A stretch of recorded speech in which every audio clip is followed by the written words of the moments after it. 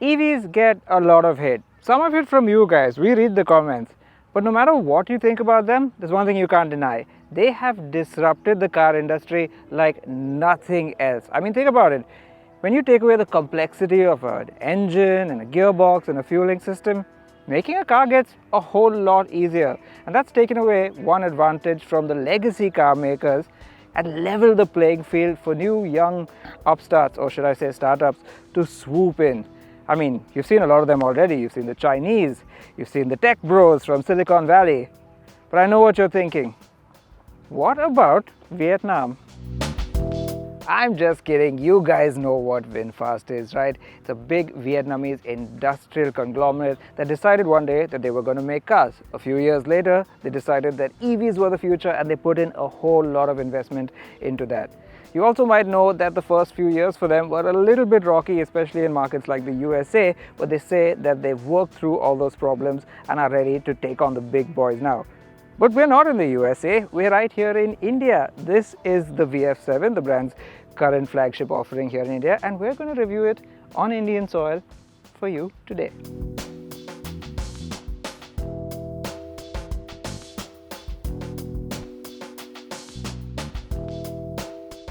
Also, a big shout out to the good folks at Tandem Hills for letting us film at their Gurugram facility. The people have accused all Vinfast cars of looking a little too similar to one another, and that is kind of true. They all have this signature V-face DRL with the Vinfast logo down there, but there are ways to set them apart. The VF7, for instance, can be identified by these sort of gill-like silver accents down there in the intakes.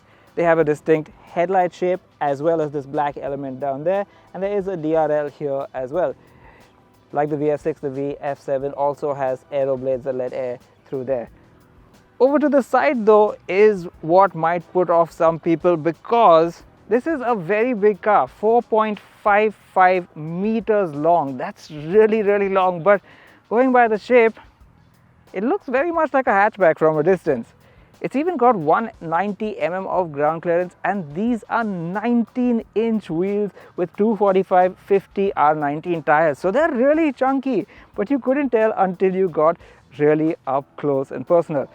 That's where the charging flap is, and I have to say this looks exceptional in red. In a darker color, some of the design elements are not so obvious. Contrasting with the red are this lovely black gloss treatment down there. There is a bit of cladding underneath the gloss black as well, and this little pinch in the falling window line is also very distinctive. Because of that shape, you might miss that this has a massive 2840 mm long wheelbase, which by the way is longer than the XEV9e or the Harrier EVs. You might also not notice the amount of sculpture they've put into the doors or the flush door handles, which annoyingly open counterintuitively, sort of backwards. The rear, however, is where I think it looks the most distinctive and frankly the most attractive too. I mean, that descending roofline really descends down here. The windscreen feels almost horizontal. The spoiler sort of wraps around for an aero effect, and it gives it these sort of broad shoulders, which I think are very nice. The tail lamps, they're three-dimensional, they wrap down here into the V logo. And just look at this cutaway here. It just edges its way into the bodywork and gives you this lovely vertical tail light element, and I think that looks really nice. Chrome in just the right place above the bumper there, and there is a bit of cladding down there underneath. So a little bit of everything, and it all contributes to a very attractive and premium looking design. Once again, the gloss black has been used in great contrasting effect to provide some sculpture to the rear, and all in all, I think this is a great rear end design for something of this shape, more of a crossover than an SUV. It at least makes it look very distinctive. What do you think of the way the VF7 looks? Tell us in the comments, and if you like this sort of stuff, I hope you're subscribed to Autocar India. Me, personally, I like the quirky look, but it doesn't quite have the same road presence as a tall, upright SUV. And the unusual shape doesn't reflect how big the car actually is. Unfortunately, this is also true when you open the power tailgate, because the boot volume is rated at a solid 537 liters, but it somehow doesn't look that big. We managed to fit in 3 cabin bags and a pair of backpacks, but I feel like it should have taken more still. What's also nice is that because this is a relatively low slung car, the loading lip is not high as it is in some other SUVs, so that's good. But unfortunately, you don't get a spare tire. You also don't get a frunk, and under the bonnet are just functional components for the car and the powertrain. And speaking of functional, we have to talk about some of the choices they've made inside. In here, they've gone for a relatively minimalist look, and that's both a good and a bad thing. Let's start with the good. The design is incredibly clean, and I like that they've kept the dashboard low, giving you a great view forward. They've also fit this lovely soft touch leatherette material over on the top of the dash, on the top of the doors, and it matches of course the seats and the upholstery. It's also a thick leatherette armrest here and one more right here at a good height, which is nice when you're driving. The contrast stitching also works really well. The sort of orange on top of brown, I think it imparts a very premium feel. Now speaking of which, the quality in here is also very good. It's hard wearing, but it also feels nice to the touch. And interestingly, because Vinfast had a bit of a technical partnership with BMW earlier, there are a lot of BMW parts from older cars in here, like these stalks, and I think the door handles too, which all means it's very upmarket. What spoils that upmarket sensation somewhat is the design of the steering wheel, which with its large center boss feels very old school. And though it's of high quality, there is just too much dull grey plastic on display, especially in the band of AC vents in the dashboard. I'm also glad they haven't gone completely minimalist like a Tesla, and they have left a few buttons in. The drive selection, for instance, happens with these buttons over here. They're like little toggle switches. They're really chunky and they're easy to use. And there is a volume knob, a lock-unlock button, and the hazard light switch over there.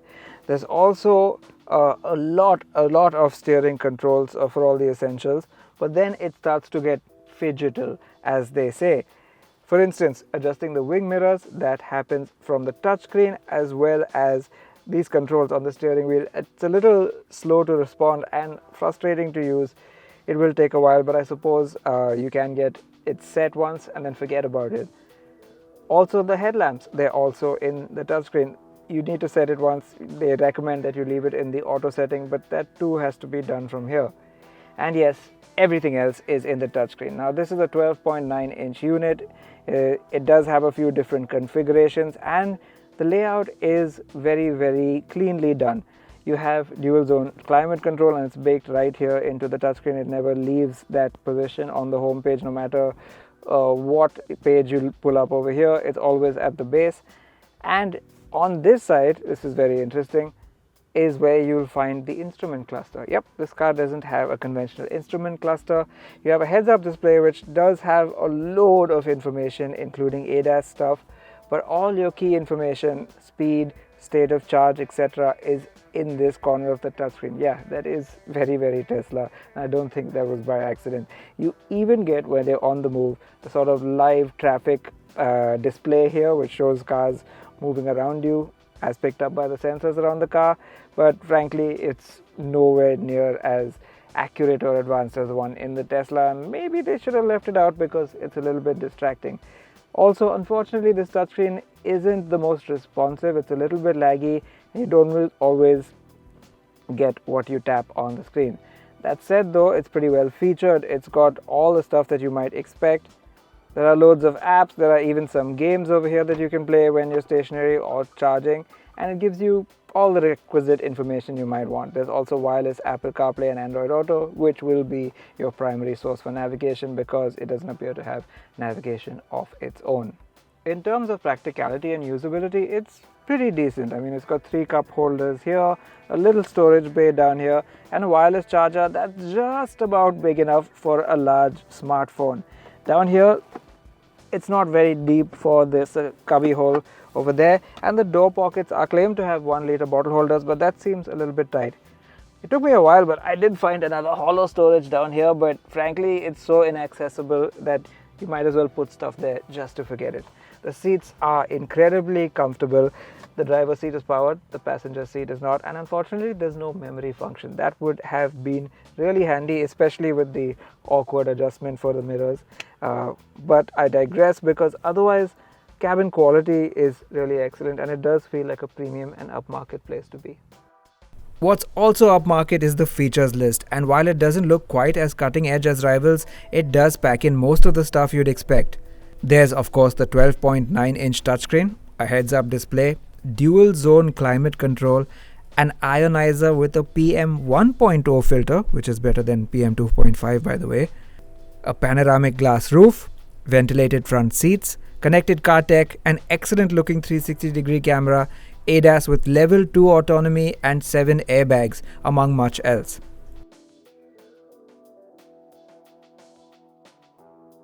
And while it hasn't yet been done at the time of this review, Vinfast has said it is targeting a 5-star Bharat NCAP crash test result. Not bad, but now let's see what it's like in the back seat. Now, to get in, you have to step up, lower yourself in, and duck under this low roofline, because that's just the way the shape of the car is. But it's also the way the shape of the seat is. I don't know if you noticed this, but I am sat at quite an awkward angle. This is the full recline, but I don't like it so much. I prefer to sit a little bit more upright. There's a couple of reasons for that. Now I'm at a better alignment with this really high sill and really slim window. Otherwise you're sort of behind it, which isn't ideal. But I suppose if you want to lay back, that's a good option to have. These windows don't have sun blinds, unfortunately, and neither does the panoramic sunroof. It is a huge glass sunroof, and it is tinted. It doesn't open, and it lets in a lot of light, but I think it lets in a little bit too much heat on an extremely hot day. Vinfast will sell you a shade that you can put into place from the dealer level. Now, onto the seat itself.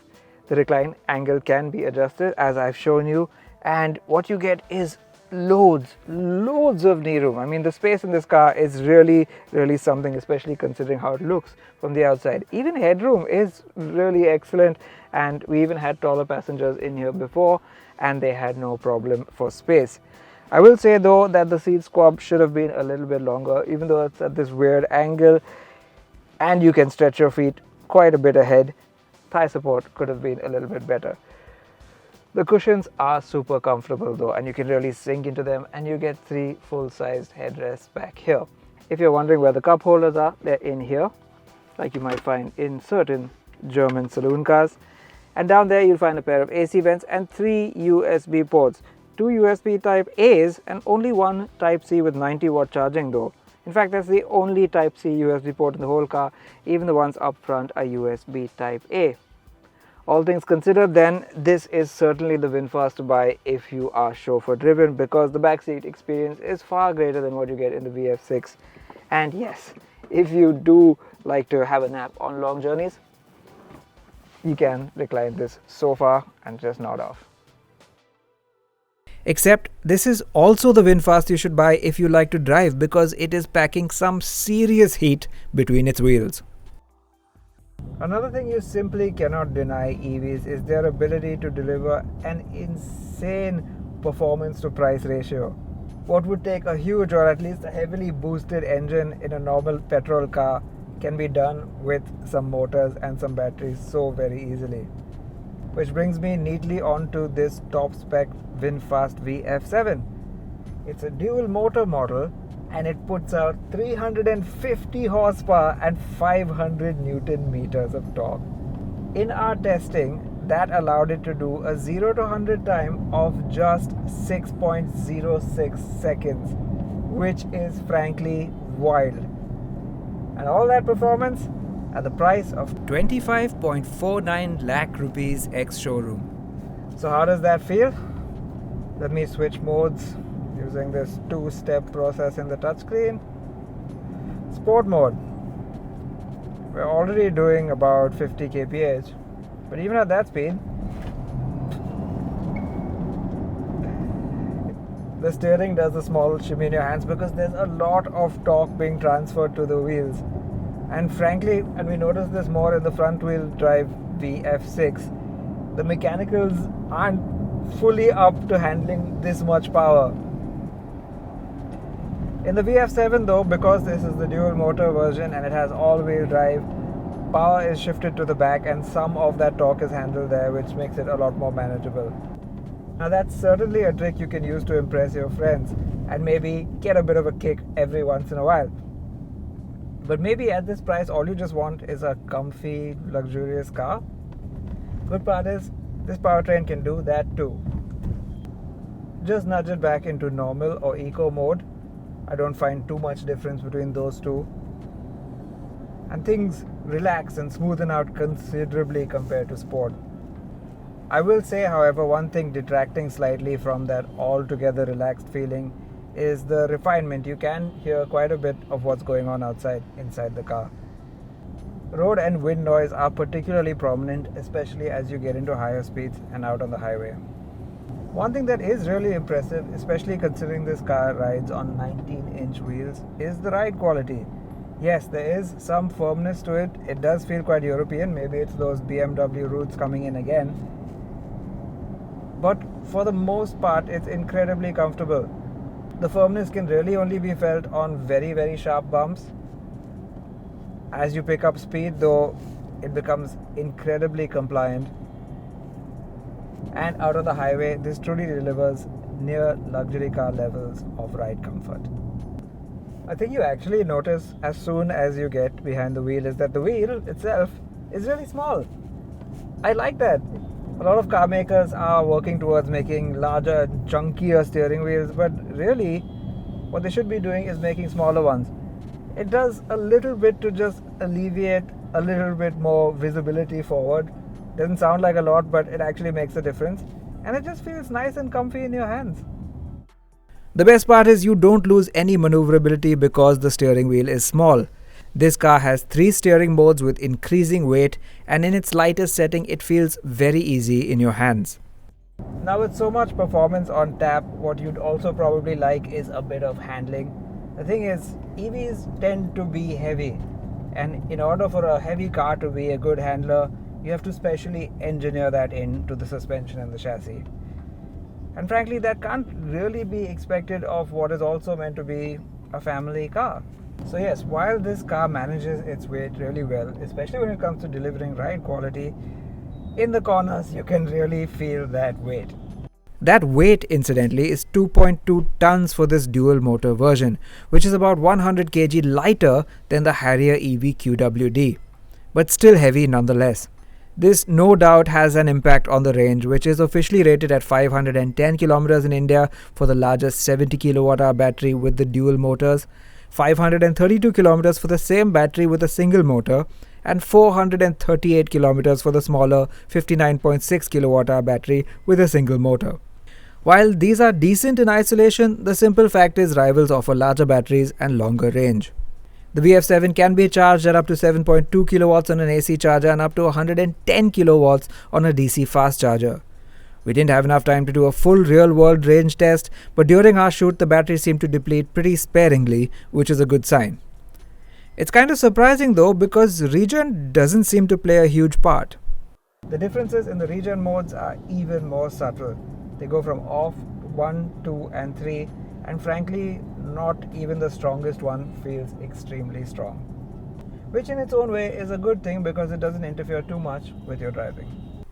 Of the 2 VinFast models launched so far in India, the VF7 is certainly the more intriguing. It looks completely unconventional but packs in a lot of space and even has good ground clearance. It's got hilariously good powertrain specs, a pretty good features list, loads of safety, a high quality interior, albeit one that's a little unexciting, and is really comfortable too. These all sound like big wins, so what is holding it back? Well, it is a new brand from a new country whose early products did have a reputation for quality issues overseas, that's now in India competing in a still relatively small segment. So I suppose there must be some hesitation from new buyers who want to see how the first year plays out. And yes, while it's good on paper, the execution could do with some improvement. The touchscreen hardware and software need to be slicker considering how many features are bundled inside. And when it comes to the driving experience, better refinement and more progressive power delivery would be welcome. The good news is much of this could potentially be added with a software update. The bigger hurdle is perhaps the simplest one. Maybe the looks are a bit too unconventional for most. However, if you're on the fence, what could push you across is the price. At 20.89 lakh to 25.49 lakh rupees, the Vinfast VF7 is superb value for money and undercuts both the Harrier EV and XEV9e, its key rivals. Objectively speaking, it's got all the makings of a good executive EV, and if you're shopping in this segment, you absolutely must check it out.